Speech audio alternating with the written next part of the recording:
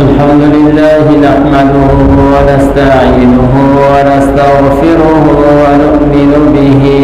ونتوكل عليه ونعوذ بالله من شرور أنفسنا ومن سيئات أعمالنا من يهده الله فلا مضل له ومن يضلله فلا هادي له وأشهد أن لا إله إلا الله وحده لا شريك له ونشهد أن سيدنا وسندنا ونبينا ومولانا محمدا عبده ورسوله صلى الله تبارك وتعالى عليه وعلى آله وأصحابه وبارك وسلم تسليما كثيرا أما بعد فأعوذ بالله من الشيطان الرجيم بسم الله الرحمن الرحيم إن الله وملائكته يصلون على النبي يا أيها الذين آمنوا صلوا عليه وسلموا تسليما وقال النبي صلى الله عليه وسلم البخيل الذي ذكرت عنده ولم يصلي عليه صدق الله مولانا العظيم وبلغنا رسوله النبي الأمي الكريم ونحن على ذلك لمن الشاهدين والشاكرين والحمد لله رب العالمین۔ میرے بھائیوں اور دوستوں عزیزو، اللہ جل جلالہ رحمت والوں نے ساری انسانیت پر سب سے بڑا احسان جو فرمایا وہ میرے اور آپ کے آقا حضرت محمد مصطفیٰ صلی اللہ علیہ وسلم کو اللہ جل جلالہ نے اس دنیا کے اندر مبعوث فرمایا۔ آپ صلی اللہ علیہ وسلم کا اس دنیا کے اندر تشریف لانا ساری کائنات کے لیے عموماً اور امت مسلمہ کے لیے خصوصاً اللہ جل جلالہ کا بہت بڑا انعام ہے، بہت بڑا احسان ہے۔ گزشتہ 4-5 جمعوں سے حضور علیہ السلام کا اللہ تعالیٰ کی بہت بڑی نعمت ہونا اور پھر رسول اللہ صلی اللہ علیہ وسلم کے امت کے ذمہ جو حقوق ہیں ان کا تذکرہ میں نے کیا۔ آج کے جمعے میں بھی حضور علیہ السلام ہی کا مبارک تذکرہ ہوگا اور آپ صلی اللہ علیہ وسلم کے امت پر احسانات اور ہر امت کے ذمہ رسول اللہ صلی اللہ علیہ وسلم کا ایک حق کہ ہر موقع پر امت کے لیے ضروری ہے کہ وہ اللہ کے نبی پر درود پاک کا بھی اہتمام کرے۔ رسول اللہ صلی اللہ علیہ وسلم نے امت کے اوپر بہت احسانات فرمائے۔ آپ علیہ السلام خود بھی اللہ جل جلالہ کی بہت بڑی نعمت تھی اور آپ صلی اللہ علیہ وسلم کو اللہ نے دنیا میں بھیج کر ساری انسانیت پر احسان فرمایا، اور پھر رسول اللہ صلی اللہ علیہ وسلم نے بھی اپنی زندگی میں ساری زندگی میں امت مسلمہ پر اپنی امت پر بہت زیادہ احسان فرمائے، اور آپ صلی اللہ علیہ وسلم کی نبوت کے بعد کا سارا زمانہ 23 سال کا زمانہ امت کے اوپر احسانات میں گزرا ہے، اور رسول اللہ صلی اللہ علیہ وسلم نے بعض اوقات لمبے سجدے کر کے اللہ تعالیٰ سے اپنی امت کے لیے دعائیں مانگی ہیں، اور بعض اوقات ساری رات اللہ کے سامنے کھڑے ہو کر بھی پھر اللہ تعالیٰ سے اپنی امت کے لیے دعائیں مانگی ہیں، اور بعض اوقات جو ہے حضور علیہ السلام نے اپنے آپ کو اتنا تھکایا امت کے لیے، اتنا آپ صلی اللہ علیہ وسلم امت کے لیے پریشان ہوئے کہ اللہ سبحانہ و تعالیٰ نے حضور علیہ السلام کو، میرے اور آپ کو، آپ کے آقا محمد صلی اللہ علیہ وسلم کو اللہ نے تسلی دی ہے، اور آپ صلی اللہ علیہ وسلم کو اللہ نے اس سے فرمایا کہ لعلک باخع نفسک علی آثارہم ان لم یؤمنوا بہذا الحدیث اسفا، اے نبی جی اگر یہ آپ کی بات نہیں مانتے اور اپنے کفر پر ہی اڑے رہنے کو یہ پسند کرتے ہیں تو آپ ان کے بارے میں زیادہ پریشان نہ ہو، آپ ان پر پریشان ہو کے کیا اپنے آپ کو ہی ختم کر دیں گے، اپنی جان کو ختم کر دیں گے۔ تو حضور علیہ السلام اس قدر امت کے لیے پریشان ہوتے تھے، تھکتے تھے کہ اللہ سبحانہ و تعالیٰ نے رسول اللہ صلی اللہ علیہ وسلم کو زیادہ پریشان ہونے سے، امت کی خاطر زیادہ مشقت اٹھانے سے اللہ سبحانہ و تعالیٰ نے روک دیا۔ تو حضور علیہ السلام کی ساری زندگی اسی غم، اسی فکر، اسی کڑن کے اندر گزری ہے کہ میرا ایک ایک امتی جہنم کی آگ سے بچ جائے اور سارے کے سارے امتی جنت کے اندر جانے والے بن جائیں۔ حضور علیہ السلام نے امت کے لیے بہت دعائیں مانگی ہیں۔ ایک دفعہ حضور علیہ السلام خوش تھے، آپ صلی اللہ علیہ وسلم کے چہرے سے بشاشت اور خوشی کے آثار ظاہر تھے، تو اماں عائشہ رضی اللہ تعالیٰ عنہا نے یہ موقع دیکھا کہ آج آپ صلی اللہ علیہ وسلم خوش ہیں اور بشارت اور بشاشت اور خوشی کی وجہ سے آپ علیہ السلام کا مبارک چہرہ چمک رہا ہے، تو اماں عائشہ نے دعا کے لیے عرض کیا کہ اللہ کے رسول آج آپ میرے لیے دعا فرما دیں، میرے لیے دعا فرما دیں۔ حضور علیہ السلام نے ہاتھ اٹھائے اور دعا فرمائی کہ اے اللہ عائشہ کے چھوڑے گناہوں کو بھی معاف فرما، اے اللہ عائشہ کے بڑے گناہوں کو بھی معاف فرما، اے اللہ عائشہ کے پوشیدہ گناہوں کو بھی، اور اے اللہ عائشہ کے اعلانیہ گناہوں کو بھی، سارے کے سارے گناہوں کو معاف فرما، اے اللہ تو عائشہ کی بخشش فرما۔ جب یہ دعا فرمائی حضور علیہ السلام نے، تو حضور علیہ السلام کی اس دعا سے اماں عائشہ اس قدر خوش ہوئی اور اس قدر ہنسی کہ وہ ہنستے ہنستے دوڑی ہو گئی، اتنا خوش ہوئی حضور علیہ السلام کی اس دعا کی وجہ سے۔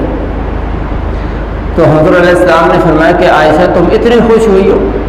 میں نے تمہارے لیے دعا مانگی ہے، تم اتنی خوش ہوئی ہو۔ تو عرض کیا اللہ کے رسول آپ دو جہاں کے سردار اور آپ صلی اللہ علیہ وسلم جو ہے آپ نے میرے لیے دعا مانگی تو میں کیوں خوش نہ ہوں، کیوں خوش نہ ہوں۔ اگلی بات جو حضور نے فرمایا کہ عائشہ انہا لدعوتی لامتی فی کل صلاۃ، اے عائشہ جو دعا میں نے آج تیرے لیے مانگی ہے اور تو اس کو سن کر اس قدر خوش ہو رہی ہے، اے عائشہ میں اپنی امت کے لیے ہر نماز کے اندر یہ دعا مانگتا ہوں، ہر نماز کے اندر یہ دعا مانگتا ہوں۔ تو حضور علیہ السلام نے امت کے لیے دعائیں مانگی اور امت کے لیے حضور علیہ السلام نے آسانیاں پیدا کی۔ ایک موقع پر حضور علیہ السلام نے اپنے موزے منگوائے پہننے کے لیے، جب موزے لائے گئے تو ایک موزہ حضور نے پہنا اور دوسرا پہننے لگے تو ایک گواہ آیا اور موزے کو اٹھا کے لے گیا، موزے کو اٹھا کے لے گیا اور اوپر جا کے موزے کو نیچے چھوڑا، نیچے چھوڑ دیا۔ تو چھوڑا جب تو موزہ نیچے آ کے گرا تو اس کے اندر سے ایک سانپ نکل کے بھاگ گیا، نکل گیا۔ تو حضور علیہ السلام کو اللہ تعالیٰ نے آپ صلی اللہ علیہ وسلم کے بچنے کا اللہ نے اپنی قدرت سے انتظام فرمایا، اس کوے کو اللہ نے حضور علیہ السلام کی حفاظت کا ذریعہ بنا دیا۔ اب یہ ایک واقعہ ہوا، حضور علیہ السلام کی اللہ نے حفاظت فرما دی، لیکن اللہ کے نبی کو اپنی امت کسی موڑ پر بھولی نہیں ہے، کسی واقعے کے اندر اللہ کے نبی کو اپنی امت نہیں بھولی۔ حضور علیہ السلام نے اسی وقت فرمایا کہ اعلان فرما دیا کہ جو آدمی بھی اللہ کی ذات پر ایمان رکھتا ہو، اللہ کے رسول پر، آخرت پر ایمان رکھتا ہو، اس کو چاہیے کہ اپنے جوتے، اپنے موزے جھاڑ کے پیدا کرے، کیوں؟ اس لیے کہ مجھے تو اللہ نے اس طرح سے بچا لیا کہ اللہ نے کہا بھیجا اس نے اٹھا لیا. اب ہر ایک کے ساتھ تو یہ معاملہ نہیں ہوگا. حضور علیہ الصلوۃ والسلام نے موزے اور جوتے پہننے کا ادب ہمیشہ کے لیے بتا دیا کہ جو آدمی بھی موزہ جوتا پہننا چاہے پہلے اپنے موزے جوتے کو جھاڑ لے کہ کہیں میری امتی کو کہیں کو تکلیف نہ پہنچ جائے. اتنے شفیق اتنے مہربان حضور علیہ السلام. میں نے گلسیج میں بھی عرض کیا کہ حضور علیہ السلام اپنی نماز کتنی لمبی پڑھاتے تھے, کتنی لمبی پڑھتے تھے اپنی نماز, کہ ساری رات اللہ کے سامنے کھڑے ہو کے مانگ رہے ہیں. اور ایسی نماز بھی پڑھی کہ رات کے ابتدائی حصے میں نماز شروع کی اور پوری رات نماز میں گزری اور فجر کے وقت حضرت بلال بلانے کے لیے آ گئے. اپنی نماز اتنی لمبی ہے, لیکن حضور فرماتے ہیں کہ میں نماز پڑھا رہا ہوتا ہوں اور نماز کے اندر مجھے خیال آ جاتا ہے بعض اوقات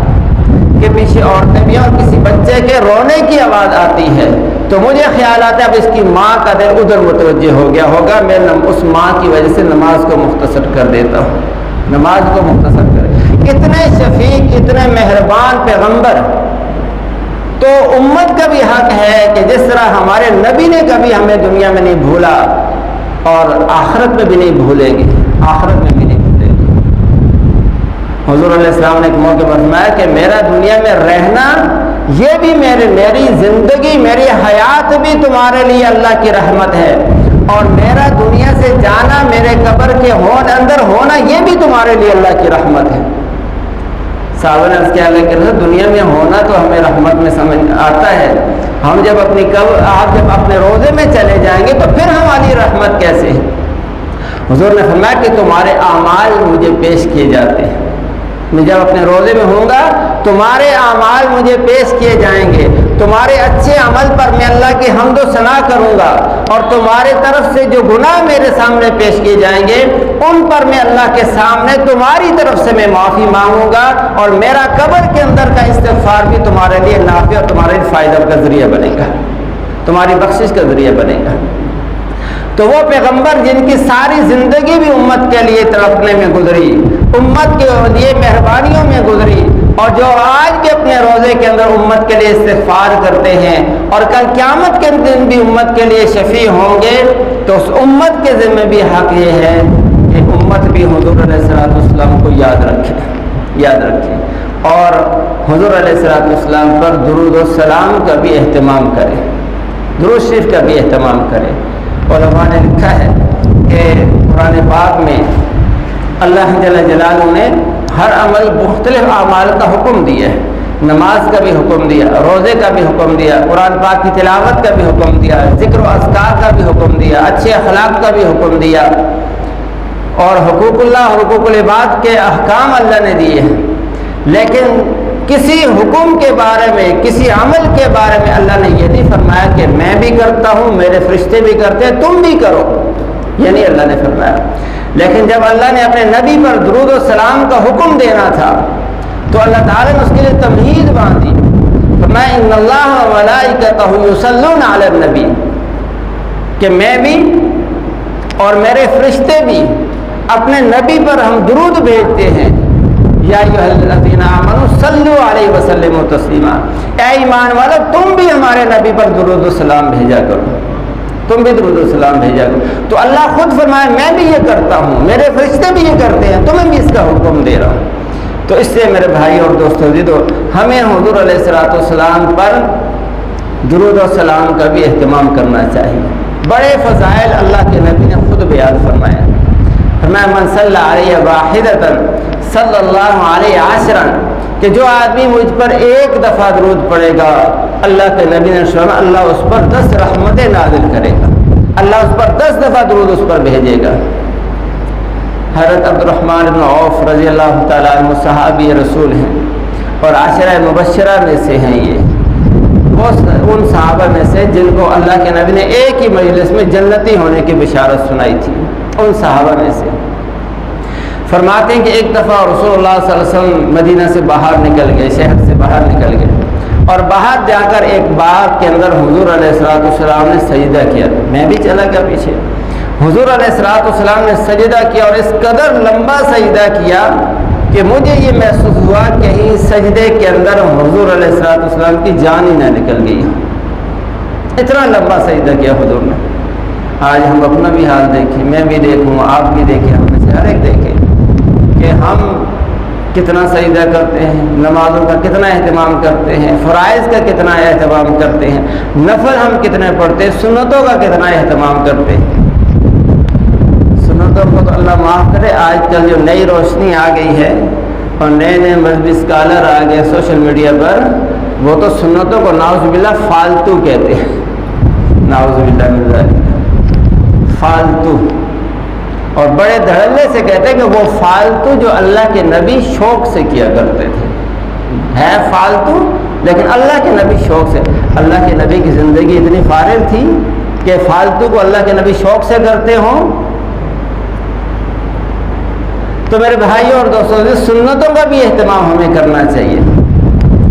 بارہ عرض کر رہا ہوں کہ حضور نے لمبا سجدہ کیا. تو سجدے سے جب اٹھے تو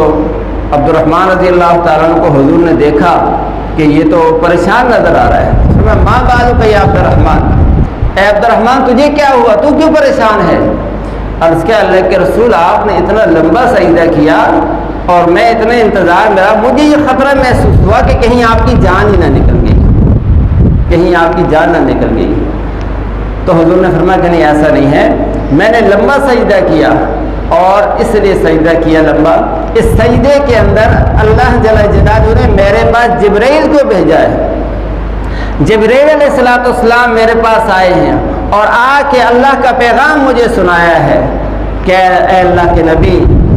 من صلی علیک من امتک صلیت علیہ، کہ اے نبی آپ کا جو امتی، اللہ فرما رہے ہیں آپ کا جو امتی آپ پر درود بھیجے گا میں اللہ اس پر درود بھیجوں گا، اور آپ کا جو امتی آپ پر سلام بھیجے گا میں رب اس پر سلام بھیجوں گا. تو حضور علیہ السلام اس وجہ سے خوش ہو گئے. ایک اور صحابی حضرت طلحہ رضی اللہ تعالیٰ فرماتے، طلحہ انصاری، ابو طلحہ انصاری، وہ فرماتے ہیں کہ ایک دفعہ حضور علیہ السلام تشریف لائے، والبشرۃ فی علی وجہہ، اور آپ صلی اللہ علیہ وسلم کا چہرہ خوشی کی وجہ سے چمک رہا تھا، کھل رہا تھا. تو ہم نے عرض کیا اللہ کے رسول آج آپ بہت خوش ہیں، بہت خوش ہیں آپ. حضور نے فرمایا کہ میں کیوں نہ خوش ہوں، اس لیے کہ آج جبرائیل علیہ السلام میرے پاس آئے تھے اور آ کے عرض کیا کہ اللہ کے رسول کیا آپ اس بات اما یرضی کا، کیا آپ اس بات پر راضی نہیں ہیں کہ آپ کا جو امتی آپ پر اگر ایک دفعہ درود بھیجے گا، اللہ فرماتے ہیں کہ میں اللہ اس پر 10 دفعہ درود بھیجوں گا، اور آپ کا جو امتی آپ پر ایک دفعہ سلام بھیجے گا رب تعالیٰ فرماتے ہیں میں اس پر 10 دفعہ سلام بھیجوں گا. تو حضور پر درود بھیجنا یہ حضور پر کوئی ہمارا احسان نہیں ہے،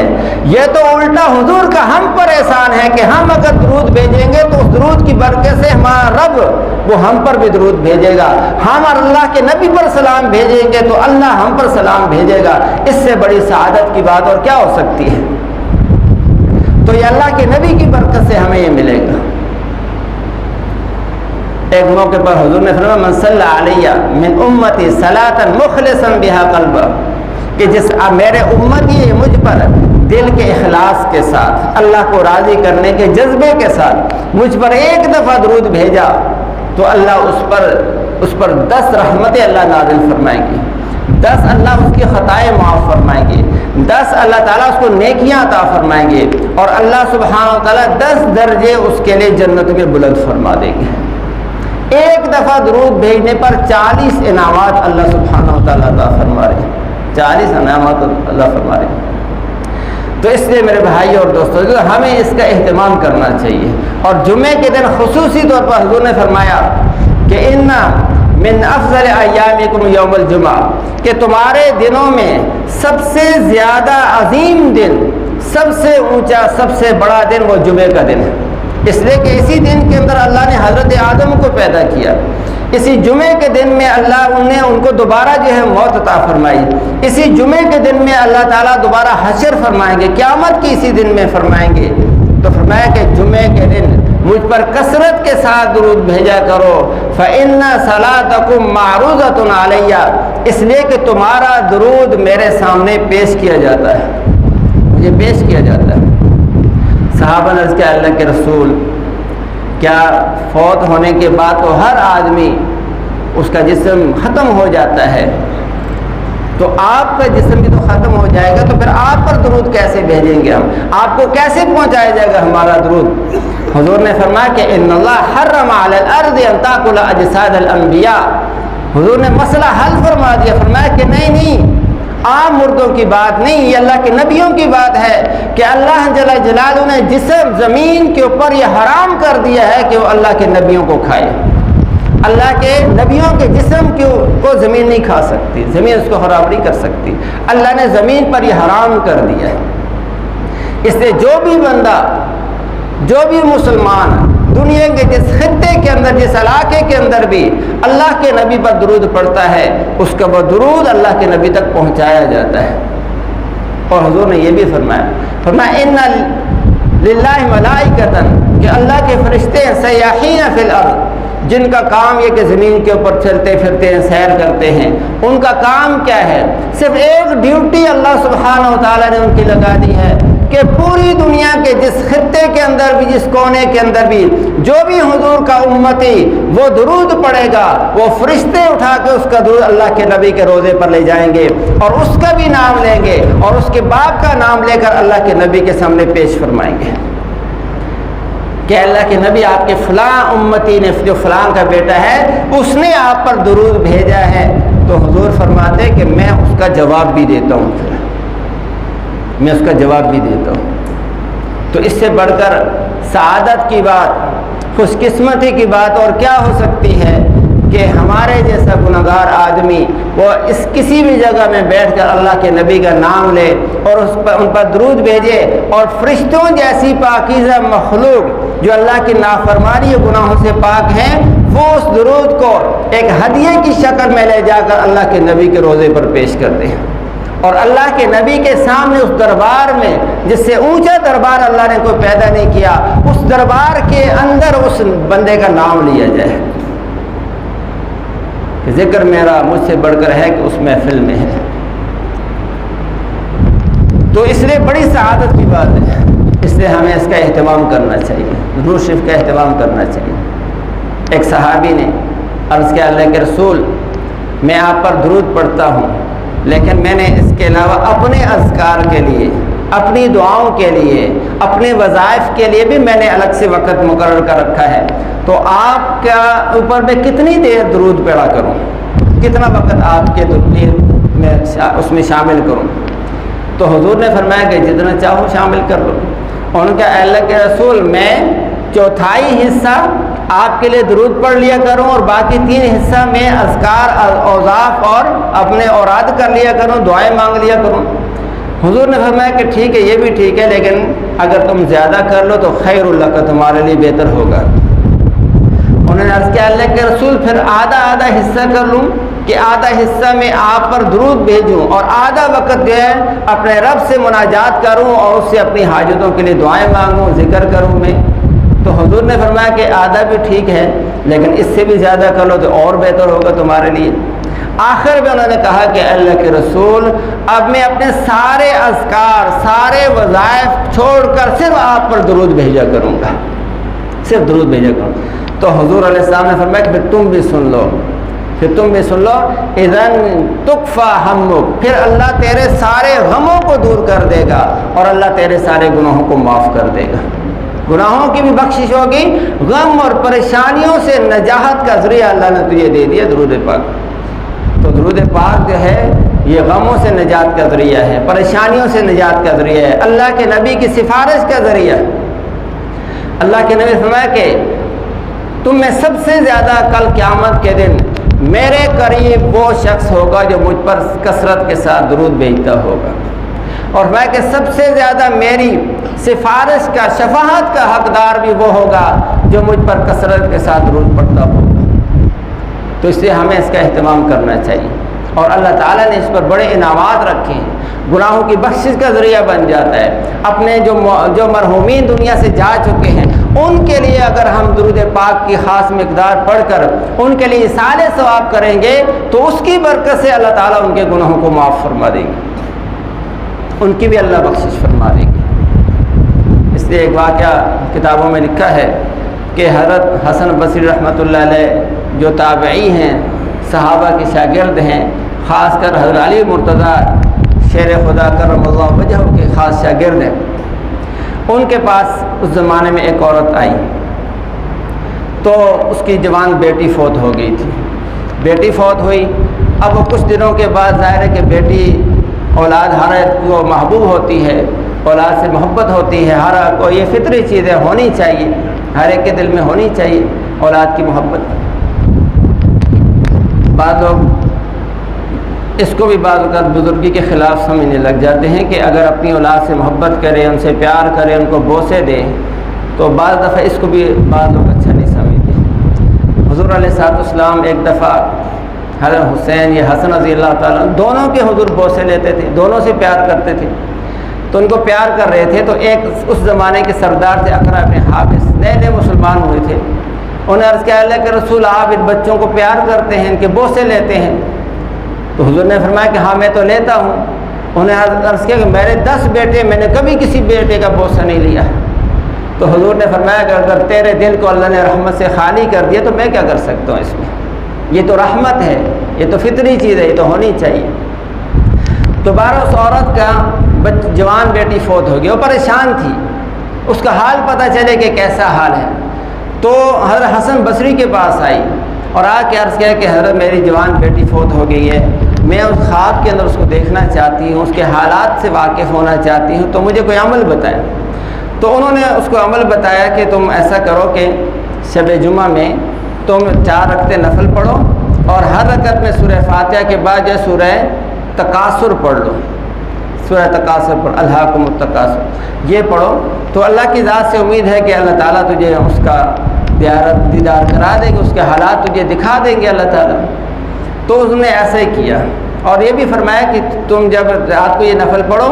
اور پھر باوضو حالت میں سو جاؤ، درود شریف پڑھتے پڑھتے سو جانا۔ اس نے ایسا ہی کیا، رات کو سوئی، خواب میں اس نے اپنی بیٹی کو دیکھا، لیکن بیٹی کو بہت بری حالت میں دیکھا، بہت بری حالت میں دیکھا کہ اس کے گلے میں توق ہے، ہاتھوں میں ہتھکڑیاں ہیں، پاؤں کے اندر اس کے بیڑیاں ہیں اور جہنم کے اندر پڑی ہے وہ۔ تو اور زیادہ پریشان ہوگی، ماں تھی